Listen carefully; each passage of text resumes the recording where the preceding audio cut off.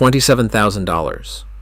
That is what one owner paid for a full engine replacement after his surveyor told him the block could not be saved. 2 slips down, another boat, same age, same hours, same brand stamped on the valve cover.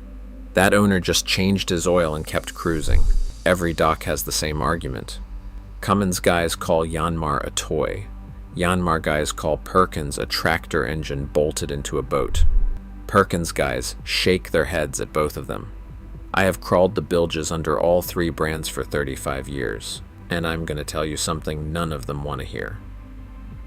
The badge on the valve cover has almost nothing to do with which engine outlives the boat around it. By the end of this video, you will know exactly which of these engines can actually be rebuilt, what silently kills each one before the block ever fails, and the 5-minute check that beats any brand argument on the dock. Let's start with the brand that starts the most arguments on every dock in America. Cummins.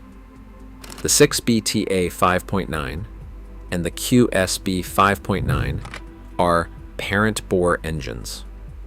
That means the cylinder walls are machined straight into the iron block itself. There is no replaceable liner to pull and swap when the bores finally wear out. Tony Athens, the marine diesel specialist, who has probably rebuilt more of these than anyone alive, states it flatly. The B-Series Cummins has no sleeves. It is a parent bore block. When that bore wears past spec, you are not relining it. You are boring at oversize if there is enough iron left, or you are buying a new long block outright. That bare long block runs around $7,500 today. Parts only.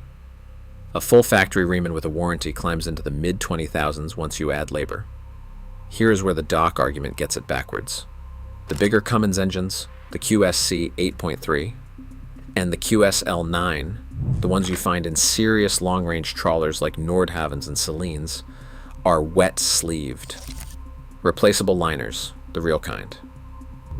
Athens calls the QSL9 a completely different animal from the 5.9. Mid-stop wet liners, roller cams, built for the kind of hours a passage maker racks up crossing oceans. He has stated that a QSL9 cruising at 9 gallons an hour or less can see 30 to 40,000 hours before it needs real work. That is not a typo. That is closer to a lifetime engine than anything else in this comparison. So the honest answer to whether a Cummins is rebuildable is that it depends entirely on which Cummins you are standing in front of. The badge tells you the family. It does not tell you the architecture. If you are looking at a boat with one of these engines, do not just ask how many hours are on the clock. Ask which specific engine code is stamped on the block, because a 6BTA and a QSL9 wear completely different price tags the moment something finally goes wrong inside them. And this next part is the one that actually empties wallets on this brand. It is not the block. It is the aftercooler and the exhaust elbow. The stock exhaust elbow on these engines is known to fail from the inside out. And when it goes, raw water finds its way into the turbo and straight into the cylinders. I have seen a 5.9 that hydro-locked from a $30 elbow nobody replaced on schedule. The aftercooler needs a full teardown and service every 2 to 3 years, no matter how many hours are on the clock. That bill runs anywhere from $1,300 to over $4,000, depending on what the mechanic finds inside it. One owner told me his came to $5,000, and he had 2 engines to service. Read that number again. That is not a block problem.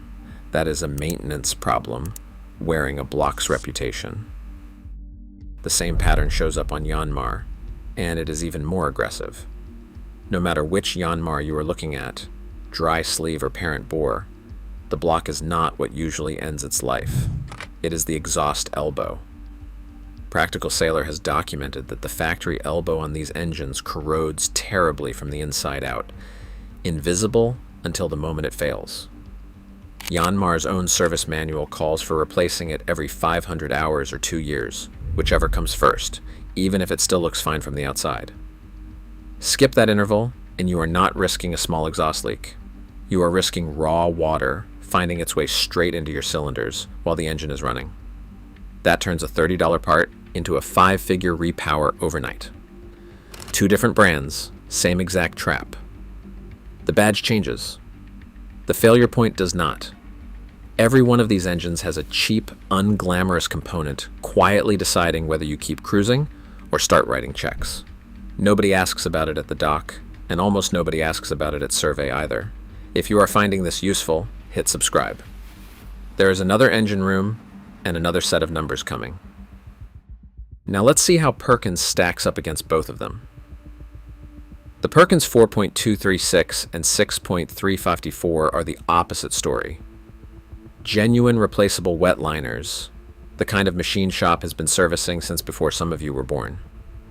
A 50-year Perkins mechanic put it plainly on one of the trawler forums. They are linered so they can be rebuilt many times. Correctly maintained, in his words, they will see you under the sod first. That is not marketing. That is a man who has torn down hundreds of them, telling you the block will outlast the owner if it is looked after. Part of that reputation comes down to sheer numbers. Perkins built more than 2 million engines in the 4.236 family alone out of one plant in England. Over 1 million of the 6-cylinder 6.354 followed. That kind of production run means the parts are everywhere, and a full rebuild kit can run under $1,000. Even a complete engine replacement typically lands around $27,000, parts and shipping. What actually kills a Perkins is not the block either. It is the cooling system. Heat exchanger corrosion and a failed mixing elbow are what take the head off one of these engines on a saltwater boat. One mechanic put it bluntly, death for most Perkins comes from overheating them. The other soft spot is light load glazing.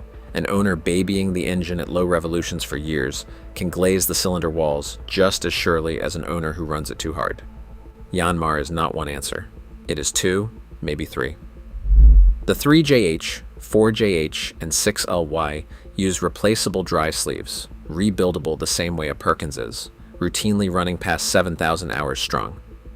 But the 6LY2, the high output version in faster trawlers, is parent bore.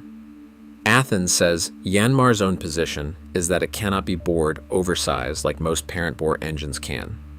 There is also the 6LP and 6LPA, Toyota-derived, parent bore from the factory, sometimes dry-sleeved aftermarket but never as standard. One letter and number combination on that block tag changes your entire ownership math. So let's put all 3 side by side and answer the actual question, which one lasts? None of them if you neglect the cooling system. All of them if you don't. Steve Zimmerman, who has spent his career running a marine engine shop and writing about it for Passage Maker, lays out the real variable. And it is not the badge. It is load factor, meaning how hard you actually run the engine relative to what it is rated for. Under 30% load, which is where most cruising boats sit, he says, 10,000 hours is not unusual, and 20,000 is possible. Push that same engine hard or worse, ignore basic maintenance, and 6,000 hours can be a good run before it needs a rebuild. That range holds true whether the name on the block is Cummins, Perkins, or Yanmar. That is a wider spread than most buyers realize. 2 identical engines, same brand, same year, same hours on the meter, can be 5 years apart in real remaining life, depending on how the previous owner ran them and what he skipped on the maintenance schedule. A slow trawler loafing along at half throttle every weekend is treating its diesel completely differently than a sport cruiser run wide open on every outing. The survey report should reflect that, not just the hour meter. Architecture only matters at the moment the block actually wears out. If your engine is a parent bore design, and the survey finds worn cylinders or metal in the oil, you are not looking at a rebuild. You are looking at a repower, because that block cannot be economically re-sleeved. That covers the 6BTA, the QSB, the 6LY2, and the 6LP family. If your engine has replaceable liners, that same worn cylinder is a rebuild, not a write-off. That covers the Perkins 4.236 and 6.354, the QSC and QSL Cummins, and the 3JH, 4JH, and 6LY Yanmars.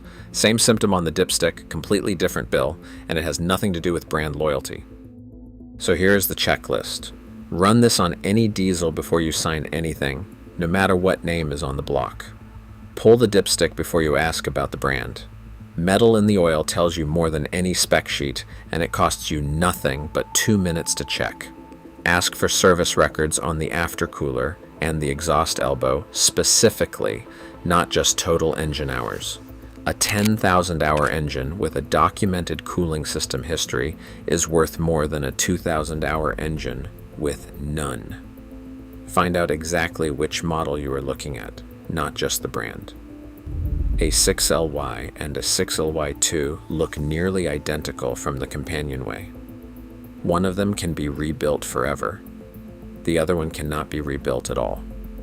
That single letter and number combination on the block tag is worth more than the broker's sales pitch. Have the mechanic check the raw water cooling components specifically. The aftercooler on a Cummins, the heat exchanger and mixing elbow on a Perkins, the exhaust elbow on a Yanmar. Not just listen to the engine run. A sweet running engine can still be 12 months from a hydrolock if the part rotting from the inside is one nobody thought to open up. And match the architecture to how you will actually use the boat. If you're going to run it hard and put real hours on it every season, a wet-sleeved engine gives you a second life when it finally wears. If you are a fair weather cruiser putting on light hours, almost any of these three will outlast your ownership of the boat. Bring this checklist with you to the survey. Ask the surveyor to walk through every item out loud, and do not let a broker rush you past any one of them. The badge on the valve cover was never the variable that mattered.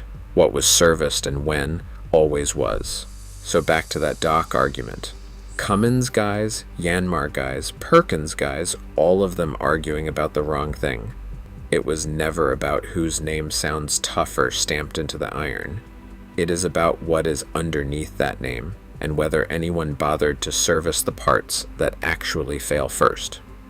Get that right, and any one of these three engines will still be running long after the varnish needs redoing. Get it wrong, and the strongest brand name in the world will not save you from a 5-figure bill and a boat on the hard. Subscribe, there is more coming.